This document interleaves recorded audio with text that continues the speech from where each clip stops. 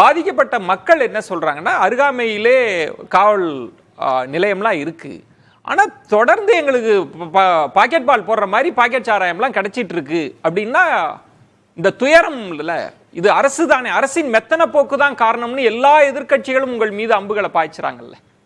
அதாவது இந்த துயர சம்பவத்தில் 40 பேருக்கு மேல் 40 பேர் இறந்ததனுடைய அந்த குடும்பங்களுக்கு அரசு சார்பாகவும் திமுக சார்பாகவும் வருத்தத்தையும் ஆழ்ந்த இரங்கலையும் தெரிவித்து, தம்பி சத்தியன் சொன்னாரு போற போக்குல பூரா பொய்யாவை அவுத்து விட்டு இருந்தாரு.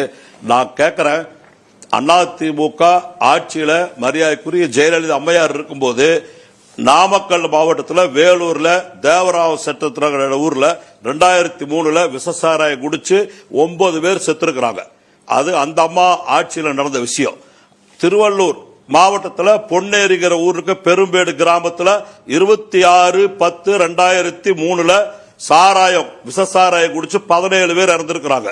நாகப்பட்டினம் மாவட்டத்தில் தலைஞாயிறுங்கிற பகுதியில் 2016 எடப்பாடி பழனிசாமி அவர்களுடைய ஆட்சியிலேயே தான் 4 அருந்ததியர்கள் விசசாராயம் குடிச்சு இறந்திருக்கிறாங்க. அதே மாதிரி தருமபுரி மாவட்டம் ஏரியூர்ல 2017 சாராயம் அருந்திய 4 பேர் உயிரிழந்திருக்கிறாங்க. திருவாரூர் மாவட்டம் குடவாசல்ல 2018ஆம் ஆண்டு பாண்டிச்சேரியிலிருந்து கடத்திட்டு வந்த சாராயத்தை விசசாராயம் குடிச்சு பெருமாதுகை என்ற ஊர்ல 9 பேர் இறந்திருக்கிறாங்க. புதுக்கோட்டை மாவட்டத்தில் பட்டணத்தில் 2/4/2020 எடப்பாடி பழனிசாமியுடைய ஆட்சி நடக்கும் போதுதான் எல்லாருமே அது விசசாராயத்தை குடிச்சு 9 பேர் இறந்திருக்கிறாங்க. கடலூர் மாவட்டம் செல்வராஜ், நம்ம பட்டியலே படிச்சா நேரமின்மை ஆயிடும். நான் கேள்வி என்னன்னா, கோவை செல்வராஜ், கொரோனா ஊரடங்கு நேரத்துல எத்தனை பேர் 20 பேர் நீங்க அத படிச்ச நீங்க விவரம் தெரியாம பேசுறாரு. இல்ல இப்ப நீங்க அத படிச்சீங்க கோவை செல்வராஜ். அப்போது எதிர்க்கட்சியாக இருந்த திமுக தலைவர் என்ன அறிக்கை கொடுத்தாருன்றதையும் படிங்களே, அது சிறப்பா இருக்கும் இல்லையா? இல்ல நான் சொல்றேன், நான் சொல்லிட்டு வர ஒண்ணும் நான் சொல்லாம ஒண்ணு போகல. இது அவர் சொல்றாரு இல்லையா, எடப்பாடி பழனிசாமியுடைய ஆட்சியில இறக்கலன்னு சொல்றாரு. அவரு விசசாராயம் குடிக்கலங்கிறாரு. ஜெயலலிதா அம்மையாருடைய ஆட்சியில் நடக்கலங்கிறாரு அதிமுக ஆட்சியில. நான் இன்னொன்னு சொல்றேன், 1900 சாராயம் இந்த மது யார் கொண்டு வந்தாங்கிறது 1974 மரியாதைக்குரிய மறைந்த தலைவர் கலைஞர் அவர்கள் என்ன சொன்னாருனாக்கா, ராஜாஜி அவர்கள் சந்தித்து மதுவே தமிழ்நாட்டில் வேண்டாம்னு சொல்லும் போது 30 ஜூலை 1973 கடைகளும் செப்டம்பர் 1 அதாவது இல்ல சார் மூடுறதுக்காக அன்றைய முதலமைச்சர் தலைவர் கலைஞர் அவர்கள் அந்த மதுவிலக்கு சட்டத்தை அமுல்படுத்தி அதை எடுத்தார். ஆனால் மரியாதைக்குரிய தலைவர் எம்ஜிஆர் அவர்கள் தான் 1981 சாராய கடையை கள்ளுக்கடையை கொண்டு வந்தாரு. 1983 அவர் என்ன செஞ்சார் தெரியுமா உங்களுக்கு? நம்ம பழைய வரலாறு போகாம ஒரு கேள்வி கேட்கிறேன், நமக்கு நேரம் குறுகியதா இருக்கிறதுனால அவரு பேசுறதுக்கு மட்டும் இன்னும் கூட்டுறீங்க, அப்புறம் எப்படி சார் நியாயம்? அவரு பொய்யே கொலைன்னு சொல்றாரு. பொய் பேசல சார் சொல்றாரு. சார் நான் 2 விஷயம் சொல்றேன். எடப்பாடி பழனிசாமி அவர்களுக்கு திமுக ஆட்சியை பத்தியோ முதலமைச்சர் பத்தியோ பேசுறதுக்கு தகுதியும் இல்லை, யோகியதை கிடையாது. நம்ம படித்த வார்த்தைகளை தவிர்த்துட்டு தொகுதியிலேயே இது திசை திருப்பும் அரசியல் ஆயிட வேண்டாம். சரியம்பாளையத்திலயோ எடப்பாடியிலயோ மலை அடிவாரங்கள்ல பூரா கள்ளசாலையை காட்சி வித்துட்டு இருந்தாங்க. இல்ல கோவை செல்வராஜ், பொறுப்புள்ள அரச பிரதிநிதித்துவப்படுத்துறீங்க. இது தனிப்பட்ட கோவை சத்தியனுக்கோ கோவை செல்வராஜுக்கான விவாதம் இல்ல. நான் என்ன கேட்கிறேன் அப்படின்னா, உங்கள்ட்ட விளக்கத்தை பொய் சொல்றதுக்கு விட்டீங்க சார். நீங்க அவர் மட்டும் பொய் சொல்லிட்டு இருக்கலாமா? இல்ல கோவை செல்வராஜ் பொய்யா இல்ல, கொஞ்சம் அமைதி, நிதானத்துக்கு வாங்க, நிதானத்துக்கு வாங்க சார். நான் கேட்கறதுக்கு பதில் சொல்லுங்க சார். விவாதத்துக்கு தான் சார் வர்றேன். இருங்க சார். 2003 நான் ஒரே நிமிஷம் ஒரு நிமிஷம் சொல்ற கேட்டுங்க.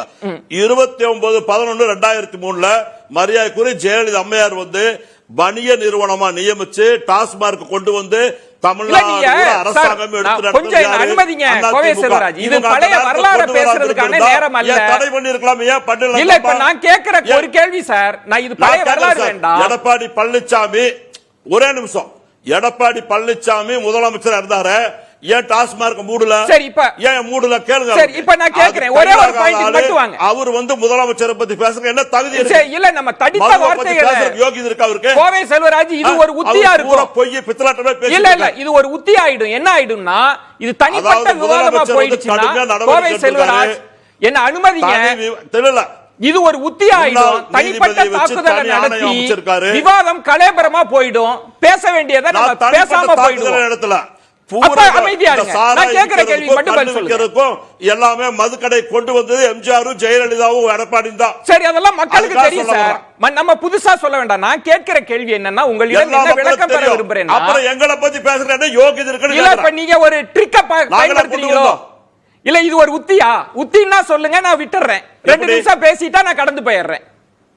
பதில் சொல்லுங்க சார், பதில் சொல்லுவாங்க. நான் என்ன கேட்கிறேன்னா, இல்ல பாயிண்ட் திமுக ஆட்சியிலேயே என்ன பதில் சொல்லுங்க. இருங்க, நான் கேட்கிறேன் சார். ஒரே ஒரு கேள்விக்கு மட்டும் பதில் சொல்லுங்க. கள்ளச்சாராய காய்ச்சறவங்க இப்ப சொல்றேன் சார். கள்ளச்சாராய சேலம் மாவட்டத்தில் ஆத்தூர்ல காய்ச்சறவங்க திமுக அதிமுக பிரச்சனை அல்ல. இந்த விவாதத்தை நம்ம செறிவூட்டி கொண்டு போகணும்னா ஒரே ஒரு கேள்விதான் சார். நான் உங்களிடம் ஒரு கேள்வி, நான் கம்பாரிசன் கூட வைக்கல. ஒரே கேள்வி, இதே திமுக ஆட்சி இதற்கு முன்பு உயிரிழப்பு நடந்திருக்கு. அப்ப அறிக்கை எடுத்து பார்த்தாலும் இரும்பு கரம் கொண்டு அடக்குவோம் அப்படின்னு இப்ப என்னென்னலாம் ஸ்டேட்மெண்ட் சொல்றதோ அப்ப சொல்லப்பட்டிருக்கு. அந்த படிப்பினையில் இருந்து நம்ம எதுவுமே கற்றுக்கொள்ளலையா? இதான் உங்களிடம் நான் எதிர்பார்க்க விரும்புற கேள்வி. விளக்கம் தாங்க. இல்ல 2023 மாண்புமிகு முதலமைச்சர்கள் காவல்துறை அதிகாரிகள், மாவட்ட ஆட்சித்தலைவர் எல்லாரையும் கான்கால்ல கூப்பிட்டு எல்லாரும் கூட இப்போ கூட இந்த நம்ம தேர்தல் விதிமுறைகள் முடிஞ்சதுக்கு அப்புறம் கூட மாவட்ட ஆட்சித்தலைவர் காவல் அதிகாரிகளை கூப்பிட்டு போதைப் பொருள், இந்த விஷ சாராயோ கஞ்சா எதுவுமே இருக்கக்கூடாது, அதை கட்டுப்படுத்தணும். இல்லைன்னா அந்த எந்த இடத்துல அது கிடைக்குதோ விற்குதோ அந்த காவல்துறை அதிகாரி மேல் கடுமையா நடவடிக்கை எடுப்போம்னு கடுமையா எச்சரிச்சாரு, உத்தரவு போட்டாரு. கடுமையா நடவடிக்கை எடுத்துட்டு இருக்கிறோம். இது மக்களும் ஒத்துழைக்கணும், அதிகாரிகளும் ஒத்துழைக்கணும், எல்லாரும் ஒத்துழைக்கிறாங்க. எந்த காவல்துறை அந்த அதிகாரி இருந்தாலும் அந்த அங்க இருக்கிற எஸ்பி உட்பட மாவட்ட ஆட்சியாளர் எல்லாருமே வேலையில இருந்து நீக்கி இருக்காரு இல்லையா? முதலமைச்சர் கடுமையா நடவடிக்கை எடுத்திருக்காரு, ஆணையம் அமைச்சிருக்காரு. கோமதிங்கர் அந்த அம்மா ஐபிஎஸ் ஆபீசர் அதிகாரியா போட்டு விசாரணை போட்டிருக்காங்க. சிபிசிஐடி விசாரணை போட்டிருக்கு. யாரெல்லாம் அதுல தவறு செஞ்சாங்களோ அத்தனை பேர் கட்டாயம் தண்டிக்கப்படுவார்.